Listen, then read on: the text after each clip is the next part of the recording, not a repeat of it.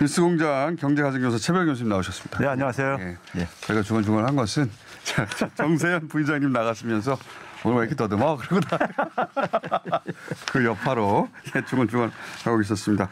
최병희 교수님 오늘 모신 것은 어제 포털에 하루 종일 올라갔던 뉴스인데 이게 잘 뭔지 몰라서 모셨어요. 무디스는 이제 세계적인 신용평가 기관인 걸 아는데 어제 144개국의 ESG를 평가했더니 그게 우리나라가 1등급이 됐다. 모르는 용어 나오기도 하고 ESG가 뭔가. 그리고 우리가 1등급인데 왜 일본은 3등급이지? 뭔데? 이제 궁금해서 모셨습니다. 이게 뭡니까? ESG는 한번 저기 뉴스공장에서 그 주식시장 주로 분석하시는 그 박종호 교수님인가요? 그분이 한번 소개한 걸로 저는 알고 있는데. 기억이 안 나요. 예. 소개 당했나요? 예. ESG. 이게 ESG라는 게 이제 그러니까 영어에 이제 그러니까 environment 할 때 환경 할 때 E 하고요. social 할 때 S 하고 사회적 가치 뭐 이런 거 할 때요. G는 이제 거버넌스 지배 구조 얘기할 때 이제 저건데. 지배 구조는 기업의 지배 구조를 말하는 겁니다. 예, 이제 이게 대개 이제 ESG가 기업 단위로 주로 이제 평가를 했었는데 무디스에서 이제 국가 단위에서 이제 평가를 하기 시작하는 거예요. 그러니까 그 행정부 국가의 거버넌스는 얼마나 한 나라 전체 그러니까 거버넌스 기업을 포함해서 행정부 전체 이렇게 평가하는 이유는 ESG 관련된 것들을 평가를 해봤을 때 그 ESG가 낮으면은 그 나라의 신용 등급들도 그러니까 떨어지는 경향이 있어요. 과거에는 이게 이제 분리돼서 얘기하다가 신용 등급이라는 게 이렇게 그 사회의 환경, 그 나라의 환경과 거버넌스와 사회적 복합적인 가치가 다 결합돼야 나오는 것이다. 이렇게. 그러니까 이게 이제 뭐 절대적인 관계는 아니라 하더라도 상관성을 보니까 한 87% 되더라. 거의 절대적인 거 아닙니까? 그러니까 이제 90% 가까이 되는데. 상당히 영향을 미친다 이거죠, 그러니까요. 이제 그런 점에서 이제 그러니까는 이게 이제 기업 단위에서 이제 국가 단위로 이게 지금 넘어갈 정도로 ESG는 최근에 어쨌든 유행처럼 하여간 이게 최근에 등장한 개념이에요? 그렇죠, 예. 국가 단위에서는 그렇죠. 선진국의 개념이 새로 정립된 거라고 볼 수도 있겠네요. 이게 왜 그러냐면 이제 그 우리가 지난해 이제 코로나 사태를 겪었듯이요. 그리고 이제 우리가 지금 빠르게 디지털화로 넘어가고 있잖아요. 세상이 다 이렇게 연결되다 보니까는 사회적인 그러니까 어떤 하나의 이런 공감이라든가 이런 것들이 굉장히 중요하다는 거죠. 상대방들과의 관계 이런 거라든가 자연과의 관계 이런 것들도요. 이런 것들이 사실은 시대적으로 반영된다고 저는 보고 있고요. 국가적의 관계도 예전하고는 다르고 굉장히 밀접하게 느끼죠. 그런데 여기 이제 우리가 결과만 먼저 소개를 하게 되면요.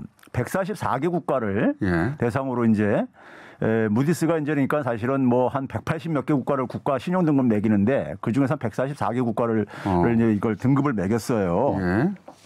매겼는데 선진국가가 한 37개 국가가 돼 144개 국가 중에서 분류된 게요. 이 기준에 의해서. 무디스의 기준에 의해서니까요.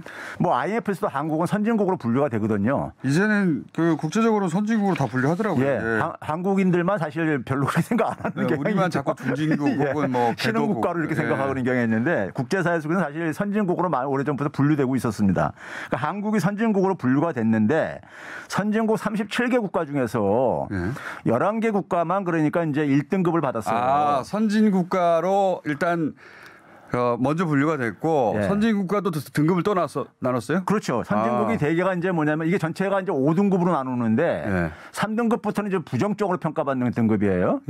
근데 이제 우리는 이제 그러니까 1등급 받았고 선진국 37개 국가 중에서 11개 국가가 1등급 받았는데 전 세계 선진국을 144개 중에 나눈 다음에 그 37개 중에 또 그 등급을 1, 2, 3등급으로 나눴더니 그 중에서 우리가 1등급인데 문제는 더 중요한 건요.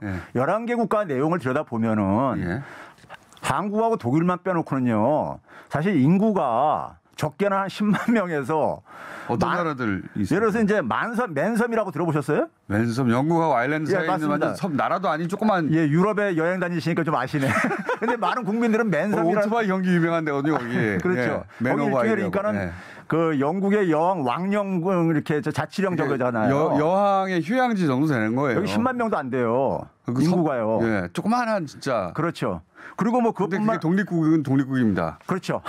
그러니까 이런 나라가 이제 포함되어 있다거나 아니면 그러니까 우리가 뭐 흔히 뭐 룩셈부르크 같은 경우는 제주도보다도 인구가 뭐 사실은 적거든요. 마을이에요, 마을 거기. 그러니까요. 그러니까 여기 독일하고 한국만 모은 정도만 이제 그러니까 인구가 좀 있고 경제 사이즈가 좀 큰 나라고. 싱가포르도 거기 들어갔습니까? 네, 싱가포르도 들어가죠. 그러니까 그러니까 가버넌스가 들어가다 보니까 잘 가버넌스 된다는 게 쉽지 않잖아요. 그렇죠. 요즘 영국이나 프랑스 보세요. 가버넌스 안 되거든요. 그러니까요. 그러니까 그 가버넌스를 중요 가치로 두다 보니까 작은 나라들은 그게 잘 되니까. 그러면 뉴질랜드 뭐 싱가포르 그렇죠, 이런 섬 나라들 조그만 나라들 그런 나라도 들어갔겠네요. 그러니까 한 500만 안팎에 들어가. 요게 나라가 한 9개 국가고 독일은 한 8천만이 좀 넘잖아요. 맨섬이 여기 들어간다면 한국하고 독일만 그러니까 좀 인구가 크고 경제 규모가 사이즈가 큰 나라가 들어간 거예요. 한국 독일 빼고는 그렇죠. 다 조그마한 섬 나라들, 조그만 나라들. 그렇죠. 그런 점에서 이제 그러니까 또 이게 의미가 있고요. 말했듯이 경제 규모가 큰 나라들은 미국, 스위스 이런 나라들. 영국, 프랑스 이런 나라가 이제 그러니까 대표적인 전통적인 이제 강국들이잖아요. 이 나라는 2등급. 이런 일본이 근데 왜 3등급이 됐죠? 예? 일본이 왜 3등급이 됐죠? 이게 이제 그러니까 이 내용을 들여다보면요. 기준이 뭐 내용을 들여다보면 이제 그러니까 이제 환경 사회 지배 구조가 돼 있는데 환경은 기후 변화 이런 거. 환경 같은 경우는 이제 뭐 우리가 잘 알겠지만 환경은 종합적인 점수가 1등급 맞는 나라는 하나도 없어요. 그렇겠죠. 기준이 워낙 타이트하니까. 그 내부적으로 이제 그러니까 뭐 1등급, 2등급이냐 이렇게 나눠질 수는 있지만은 종합 점수에서 1등급 받는 하나도 없기 때문에 우리도 2등급 받았는데 종합 점수에서요.